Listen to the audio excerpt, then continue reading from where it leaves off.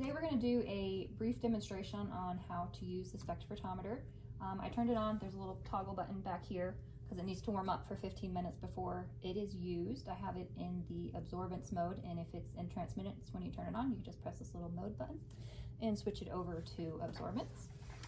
I've set the wavelength to 500 by turning this dial, so it is all ready to be used. So now I am going to get my samples, standards, and controls ready. And in the interest of time, I have already labeled my tubes and added 3 mLs of our reagent to most of them. To add your reagent, if it's above 1 ml, you will need to use a volumetric or serological pipette. So let's see how well I can do this. There's a line here that you fill to. You fill above it and then drop it down like you're using a fancy straw. Very fancy straw that breaks. And if you're me, you struggle.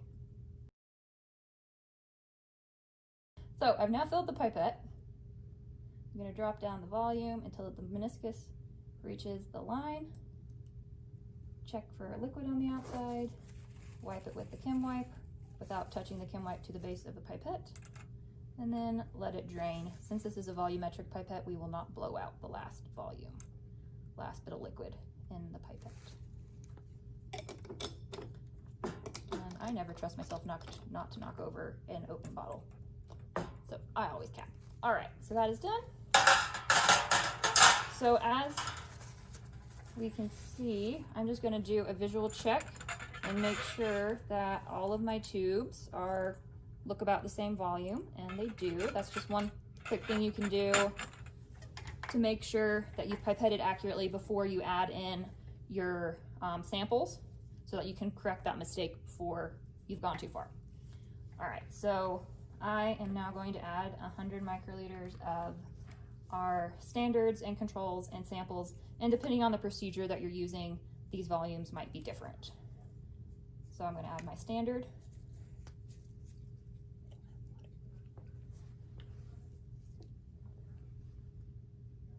Whoop, that was fun. You always go in vertically. Figure out where the bottom of the liquid is. And then this is the one labeled standard. So I'm going to go in and just kind of give it a little shake. And then I'm going to set this one aside so that I don't get confused later about whether I have or have not added it already. Assume that you will have a bad memory. All right, I'm also going to add my water from my blank, which has magically appeared.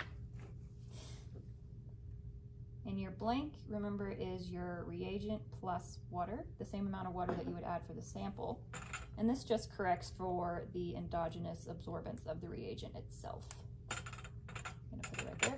Since we're adding such a small volume of sample, it would be almost impossible to tell if I've added it or not, just by looking at the volumes of the tubes. And it's good practice to change tips with every tube so that you don't accidentally have carryover between samples or standards and controls,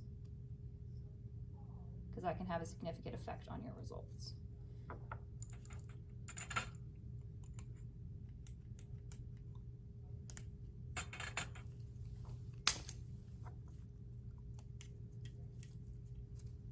And another good practice is to just make sure that what you're adding lines up with the label on your tube. I like to line everything up before I start, so that way I don't have to expend a bunch of energy making sure that the right thing ends up in the right tube.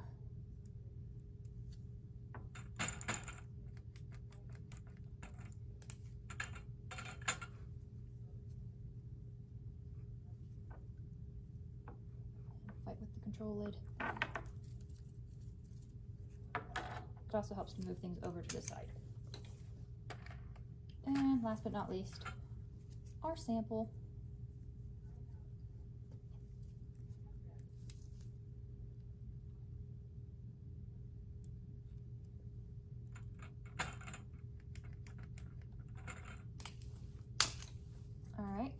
give them a quick little vortex.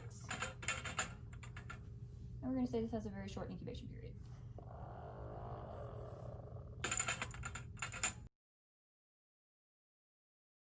Some assays can be read right away. Some assays have a longer incubation period.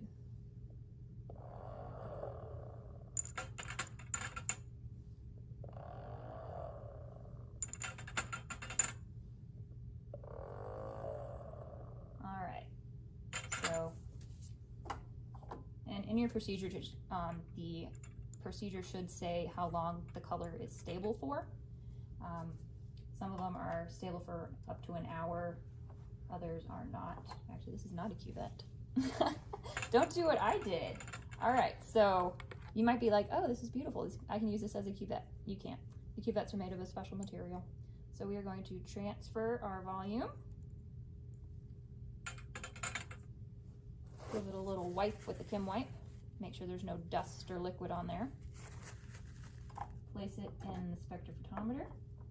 Close the lid, and this is my blank tube, so I am going to press the 0A or 100% transmittant button so that my instrument knows that this is the color of the reagent at baseline before we add in any samples.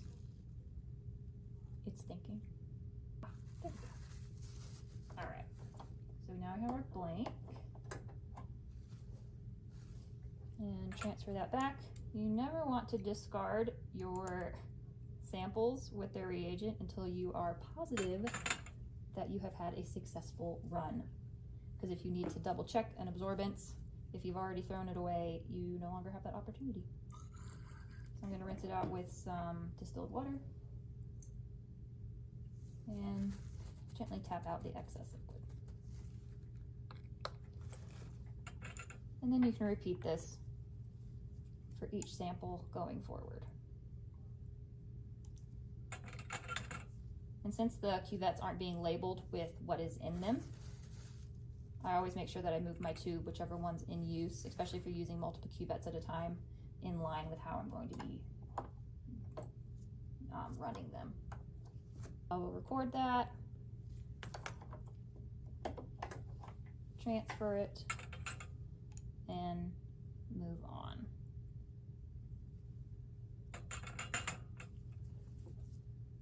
And that is how you use the spectrophotometer.